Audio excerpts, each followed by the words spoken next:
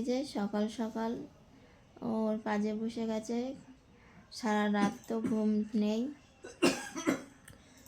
সবার মুখগুলো শুকিয়ে গেছে। এই যে, আর ওর তো প্রতিদিন, তাও আমি ভোরের দিকে একটু ঘুমাই, ও তো তাও না,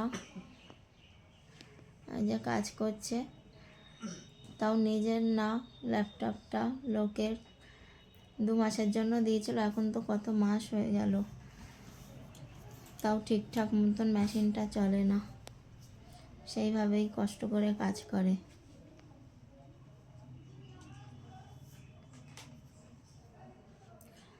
তাও দিয়েছিল ভাগ্যিস।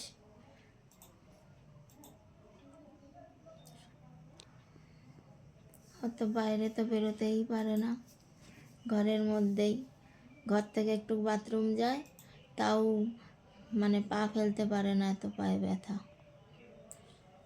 পায়ে জল জমে পাগুলো ওয়েট হয়ে গেছে, যার জন্য পা ফেলতে পারছে না।